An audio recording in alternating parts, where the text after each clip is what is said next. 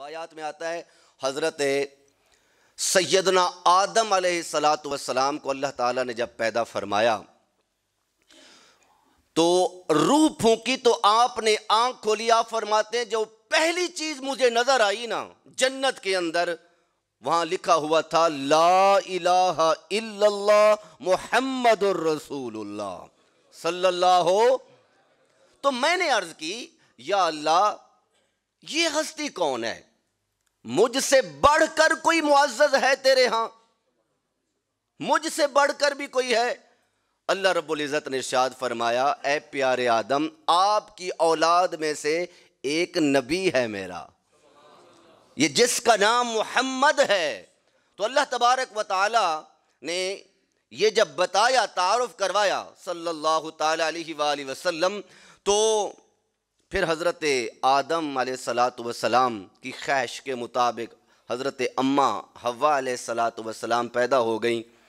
तो निकाह होने लगा। मुख्तलिफ रिवायतें हैं 3-10, लेकिन जो रिवायत मैं पेश कर रहा हूँ तो हज़रत आदम अलैहिस्सलातु वस्सलाम का निकाह होने लगा। तो अल्लाह ने हज़रत आदम अलैहिस्सलातु वस्सलाम को इरशाद फरमाया तुम्हारा निकाह होगा लेकिन पहले उसका हक मार दो। हम भी हक मार देते हैं सारे जब निकाह होता है।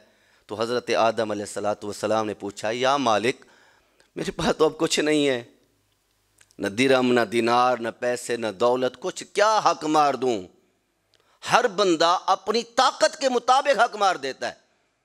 तो अल्लाह तबारक व तआला ने इरशाद फरमाया मेरे महबूब की ज़ात पर जिसका नामे नामी तुमने देखा है 100 मरतबा दुरूद पढ़ो तुम्हारा हक मार अदा हो जाएगा।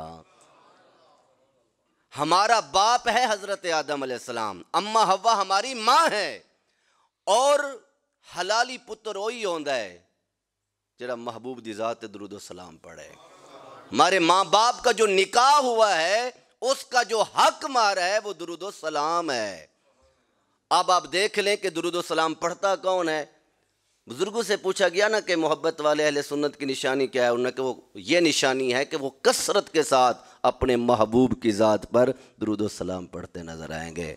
अल्हम्दुलिल्लाह ये एजाज़ भी हमारे हिस्से में आया है, ये एजाज़ भी हमारे हिस्से में आया है।